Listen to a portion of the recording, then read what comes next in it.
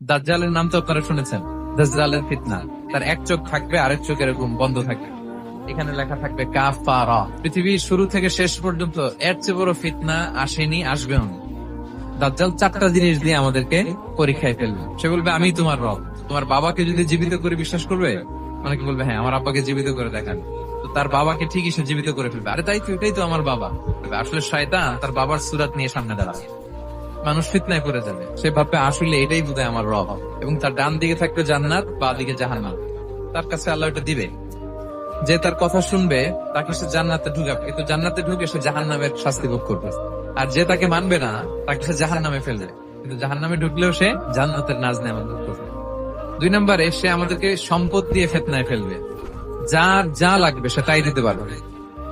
যাকে তারা মানবে ওই এলাকায় বৃষ্টি হবে, সুজলা সুফলা শস্য শ্যামলা হবে, ফল মূলে ভর্তি হবে, বরকত আর বরকত। যা যে এলাকার লোকেরা, জনপদের লোকেরা তাকে মানবে না, সে বলবে ওখানে বৃষ্টি হবে না, হবেও না, ওখানে খরা, দুর্ভিক্ষ, মাটি পেটে চলছি, মানুষ না খেয়ে মরবে। তখন বিশ্ববাসী মনে করবে এটাই বোধহয় আমাদের রব। সম্পদ দিয়ে ফিতনায় ফেলে দেবে। 3 নম্বর হচ্ছে নলেজ। তার জ্ঞানের কাছে গোটা বিশ্ব হার মানবে।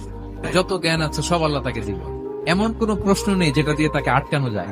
ভবিষ্যৎবাণী বলে দিবে, বলবে আগামীকাল ওইখানে অমুক দেশে বোমা বিস্ফোরণ হবে, হবে এরকম। ওখানে দুর্ভিক্ষ হবে, হবে। ভূমিকম্প হবে, হবে। সে যা বলবে তাই হবে। 4 নম্বর হচ্ছে ক্ষমতা। সে যেমনটি বলবে তেমনটি করতে হবে। বাতাসের চেয়ে দ্রুত বেগে সে এক দেশ থেকে আরেক দেশে চলে যাবে। তো তার এই সমস্ত অলৌকিক ক্ষমতা দেখে মানুষ ফিতনায় পড়ে যাবে। এবং এই পরীক্ষার মুহূর্তগুলোতে মানুষ কিভাবে নিজেকে ধরে রাখবে তার সলিউশন আল্লাহ তাআলা সূরা কাহফে দিয়েছে।